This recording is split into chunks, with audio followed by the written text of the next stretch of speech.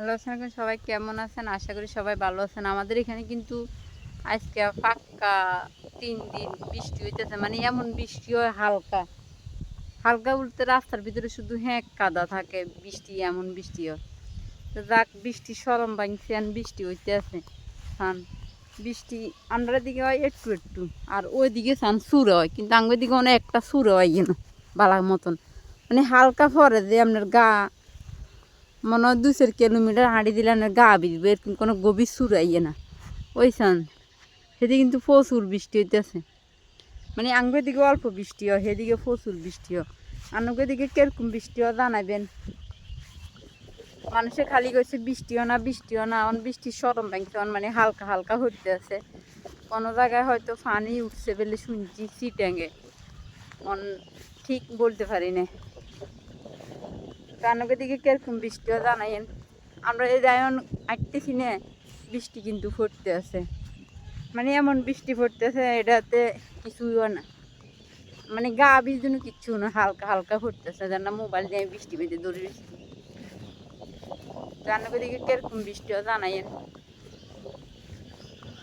এবার কিন্তু বৃষ্টি আবার মানুষের মনে হচ্ছে বন্যা হইব প্রতি বছর মতন তো রোয়া ডুবি যায়। আর গেছে বছর আইস খন্দের ভিতরে মানুষের অনেক কষ্ট হয়েছে, দান টান লই বদিল্লে আইসে 900-2,000 নিয়ে। এই কারণে মানুষে আবার দান পুরে হাতর খালি, এই কারণে মানুষের শুধু 2-1 কিতে করে দিছে, রোয়া দিছে নাকি পরে এবারে আমরা মিনিয়েছে বাড়ি। আর ওই একটা টাইগার আছে, ওই টাইগারটা মারা গেছে। তারপরে এত ভালোবাসি, তারপরে ঘরে থাকে না, খানাটা আমি লেট পাই, আবার দেখবেন বাইরে যাই গিয়ে বসিয়ে দেয়। এখন খানা দিচ্ছি, মাংস খানা, আজকে মাছ নাই, মাছ আনতে হবে। আজকে 2 দিনে বিলের মাছ নাই, একদিন তো হালাত করে করে 1/2 পিস এনেছি, আজকে 2 পিস এনেছি, 7 পিস মাছ আনা হয়েছে। তো এখন বাইম করা আছে গাছের মধ্যে, বড় হয়ে গেছে, কি হাড়ি দিই মাগর দিদিম রাইখে দিই।